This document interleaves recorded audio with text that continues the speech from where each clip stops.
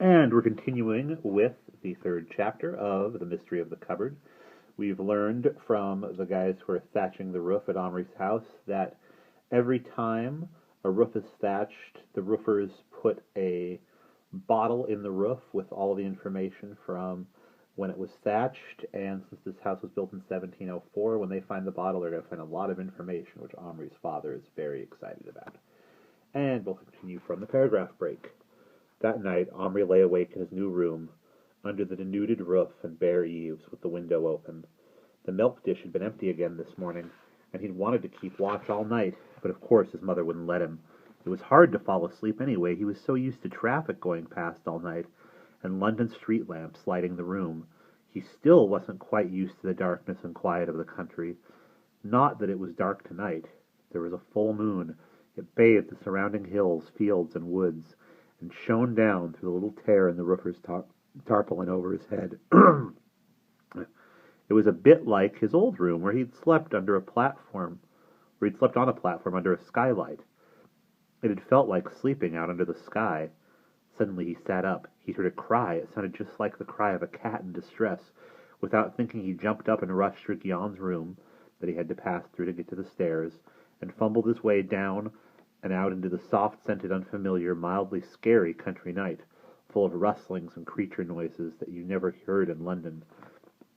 In bare feet and by the clear light of the moon, he kicked through the fallen thatch, crossed the sloping lawn, let himself out through a little picket gate, and started pushing through the overgrown grass in the paddock, calling softly, "Kitsa!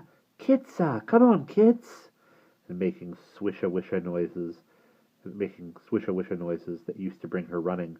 His feet were stung with stinging nettles and pricked with thistles, but he kept going until he stepped in an old cowpat. That was too much.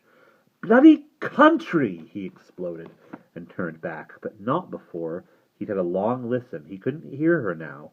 It must have been a bird or something. He scraped his foot on the damp grass to clean it. Then he picked his way back toward the front door.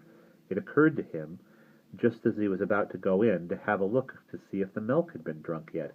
Instead of walking in the front door and out again at the back because of his mucky foot, he decided to walk around the outside to the kitchen door, which he did, treading on layers of old thatch all the way. And while he was passing under the plaque in the gable end, he nearly twisted his ankle, stepping on something lumpy and hard. It didn't feel like a stone, so he fumbled about in the thatch to see what it was. Maybe it was the owl bottle. It would be fun if he could be the one to find it, not the thatchers at all.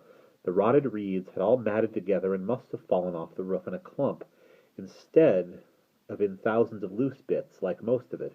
It felt disgusting to his groping fingers, and the smell of mustiness and rot which pervaded the whole house was very strong. Yet in the middle of it was undoubtedly something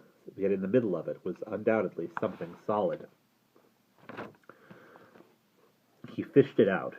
It wasn't a bottle, old or otherwise. It was an oblong package wrapped in blackened, disintegrating cloth and tied with thick string that came apart at his first tentative tug. He dropped the string on the path and moved back to the front of the house into full moonlight. The bit of cloth was thick and heavy like canvas. Omri carefully unwrapped it. His heart was beating very hard for some reason. He was suddenly terribly excited. What could this possibly be that someone had hidden in the thatch, perhaps as much as 30 years ago? Inside the wrapping was a small black metal cash box with a carved brass handle. It had a slot in the top to put coins in, but this was sealed with some lumpy hard stuff. It was very firmly locked.